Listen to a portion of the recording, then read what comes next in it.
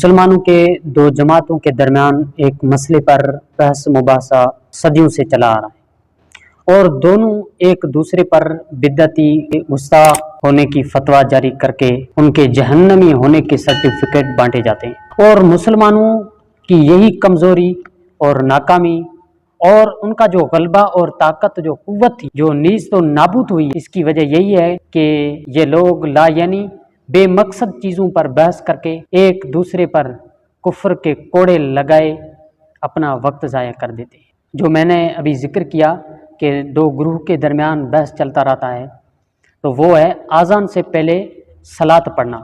آج اس ویڈیو میں آپ کو میں 3 باتیں بتاؤں۔ پہلے، آپ نے اگر میرے چینل کو سبسکرائب نہیں کیا ہے تو سبسکرائب کریں، لائک کریں، کمنٹ کریں اور شیئر کریں، جزاکم اللہ۔ تو پہلے ہم مسلم شریف کی حدیث سنتے ہیں، ان میں ان 3 باتوں کا ذکر کیا گیا ہے۔ پہلے ہم حدیث سنتے ہیں۔ حضرت عبداللہ بن عمر بن عاص رضی اللہ تعالی عنہما بیان کرتے ہیں کہ نبی کریم صلی اللہ علیہ وسلم نے فرمایا، جب تم مؤذن سے اذان سنو تو اس کے مثل کلمات کہو، پھر مجھ پر درود پڑھو، کیونکہ جو شخص مجھ پر ایک بار درود پڑھتا ہے اللہ تعالیٰ اس پر 10 رحمت نازل فرماتا ہے۔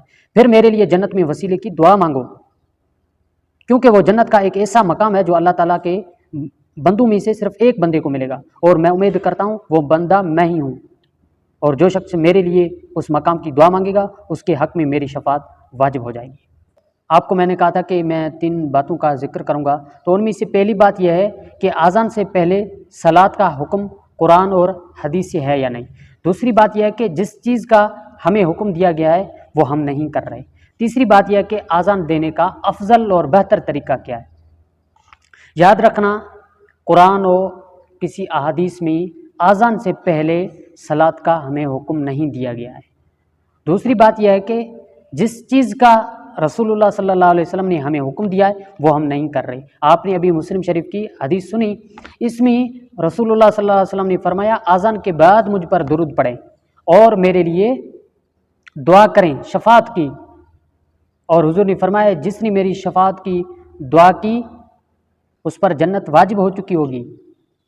اور تیسری بات یہ ہے کہ افضل طریقہ اذان کا کیا ہے، تو افضل طریقہ وہ ہے جس طریقے سے عہد رسالت اور عہد صحابہ میں اذان دی جاتی تھی، اور عہد رسالت یعنی رسول اللہ کے آدمی اور صحابہ کے زمانے میں اذان صلاۃ کے بغیر دی جاتی تھی، پہلے اذان کے کلمے کہے جاتے تھے۔ تو جس طریقے سے عہد رسالت اور عہد صحابہ میں اذان دی جا رہی تھی اسی طریقے پر اذان دینا افضل اور بہتر ہے۔